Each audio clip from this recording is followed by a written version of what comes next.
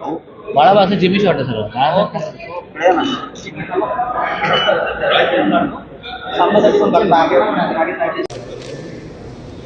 आजच्या पत्रकार परिषदेचा विषय असा आहे की आमच्या स्टारफिश स्पोर्ट्स फाउंडेशनचा जलतरणपटू जो महाराष्ट्र राज्य इंडिया बुक रेकॉर्डने त्याची नोंद घेतलेली आहे. त्यासाठी आज सर्व पत्रकार परिषद तिथे आयोजित केलेली आहे आणि या पत्रकार परिषदेमध्ये महाराष्ट्र राज्य या स्पर्धेला जे ऑब्झर्वर होते विजय ओझाडे इथे उपस्थित आहेत. कळवा तरण तलावचे जे व्यवस्थापक इथे आणि आज सराव करतो शनिवार रविवार लॉंग डिस्टन्सची. आमची रवीनी काळे इथे आहे. रियांशचे आजोबा अप्पलसाहेब असे दीपकजी खामकर रियांशचे वडील स्वतः रियांश समोर इकडे बघा समोर सर सर बेटा इकडे बघ बेटा घेऊया ना तिथे समोर या सगळ्यांनी थांब करा सगळ्यांनी फॅमिलीने. एक मिनिट बेटा तू खाली घे हात थोडासा चेहऱ्यावर येतो बघ. सगळीकडे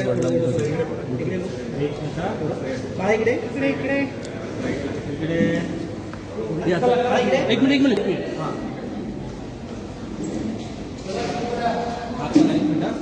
फक्त आई वडील इकडे बघा.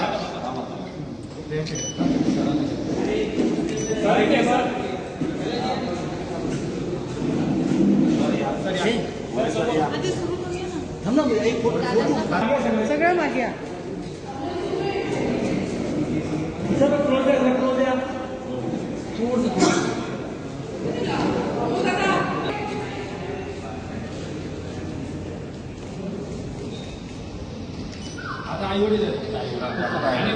कौतुक करायला खास आज आम्ही इथे जमलो आहोत. ज्या वयात मुलं रडल्यावरती त्यांना मोबाईल दिले जातात, त्यांना खेळण्यापासून लांब ठेवलं जातं.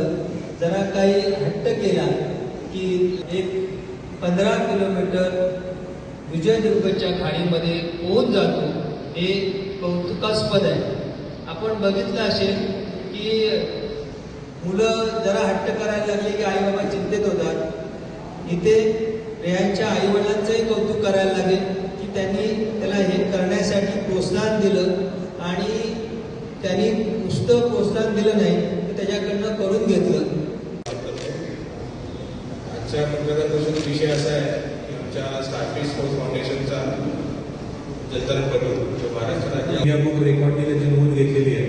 त्यासाठी आज सर्व पत्रकार परिषद तिथे आयोजित केलेली आहे आणि या पत्रकार परिषदेमध्ये महाराष्ट्र राज्य या स्पर्धेला जे ऑब्झर्वर होते विजय ओझाडे इथे उपस्थित आहेत. कळवा तरण तलावचे जे व्यवस्थापक इथे आणि आज सराव करतो शनिवार रविवार लॉंग डिस्टन्सची. आमची रवीनी काळे इथे आहे. रियांशचे आजोबा अप्पलसाहेब असे दीपकजी खामकर रियांशचे वडील स्वतः रियांश. कौतुक करायला खास आज आम्ही इथे जमलो आहोत. ज्या वयात मुलं रडल्यावरती त्यांना मोबाईल दिले जातात, त्यांना खेळण्यापासून लांब ठेवलं जातं. जरा काही हट्ट केला की एक 15 किलोमीटर विजयदुर्गच्या खाडीमध्ये पोहोच जातो. हे कौतुकास्पद आहे. आपण बघितलं असेल की मुलं जरा हट्ट करायला लागले की आई बाबा चिंतित होतात. इथे रियांच्या आईवडिलांचंही कौतुक करायला लागेल की त्यांनी त्याला हे करण्यासाठी प्रोत्साहन दिलं आणि त्यांनी नुसतं प्रोत्साहन दिलं नाही तर त्याच्याकडनं करून घेतलं.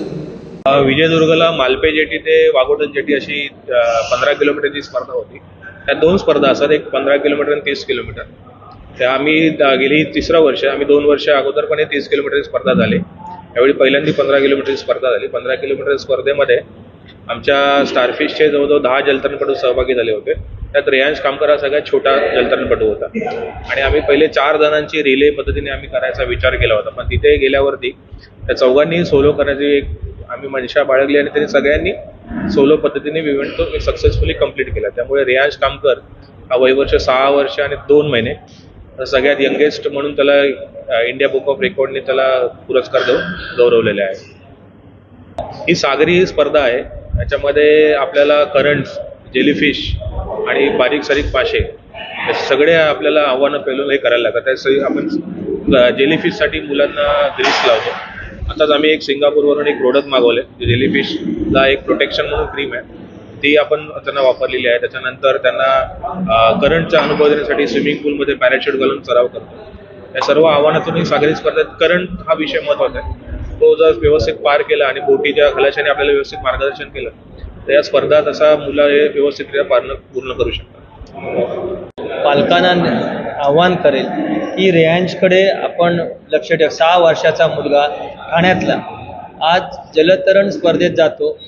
समुद्र स्पर्धा ही तशी एक हिंमतवान माणसासाठी एक चॅलेंज आहे. या चॅलेंज पार करून हा लहान मुलगा 3 तासामध्ये 15 किलोमीटरचं अंतर पार पाडतो. आत्ताच्या पालकांना की आपण आपल्या मुलांना कुठल्या तरी खेळामध्ये प्रावीण्य मिळवण्यासाठी लहान वयातच सुरुवात करा. रेयांशनी ज्या पद्धतीनं सागरी स्पर्धा पूर्ण केलेली आहे आणि ठाणेकरांचं नाव त्यांनी इंडिया बुक ऑफ रेकॉर्डमध्ये आणलेलं आहे, हे कौतुकास्पद आहे. आणि अशाच पद्धतीनं नुसतं रेयांश नाही तर रेयांशचे पालक, रेयांशचे कोच ज्यांनी ही स्पर्धा रिलेवरनं इंडिव्हिज्युअलवरती नेली आणि यशस्वीरित्या पार पाडली, ते कैलास आखाडे. ह्या सगळ्यांचं ह्यात कौतुक आणि अभिनंदन दोन्ही करावं तेवढं थोडं आहे. रेयान सानिका दीपक खामकर 6 वर्षाचा. प्रॅक्टिस 2 तास 9 ते 11 रात्री आणि सॅटर्डे संडे सकाळी 5 ते 7. कैलाश कसं वाटलं शिकवून? छान तिकडे समुद्रामध्ये पोहला असता कसं वाटलं? छान वाटलं. कोणी कोणी तुला सपोर्ट केला ते सगळं करणं? सर, आखाडे सर, पूजा मॅडम आणि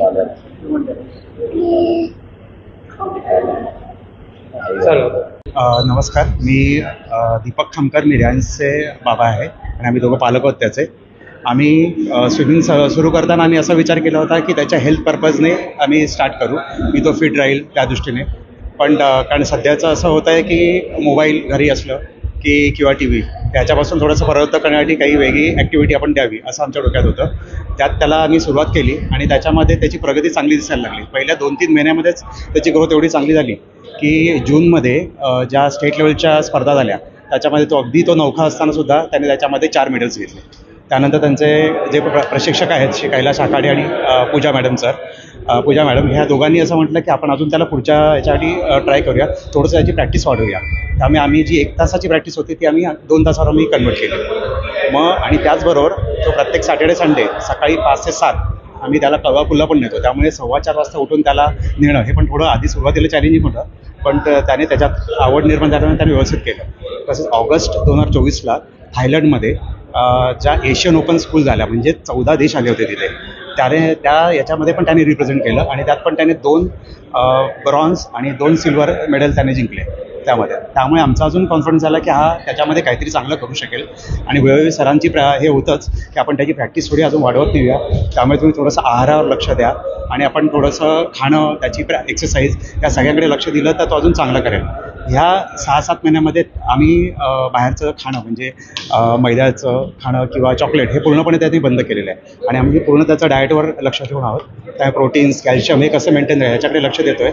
त्यामुळे आत्ता जी काही 25 नोव्हेंबरला ही स्पर्धा झाली सगळी, त्यात रिलेसाठी सरांनी नेलं होतं, पण त्यांचं असं म्हणणं की मुलं ऑलरेडी 3.5-4 तास प्रॅक्टिसमध्ये नॉनस्टॉप पोहलेली आहेत.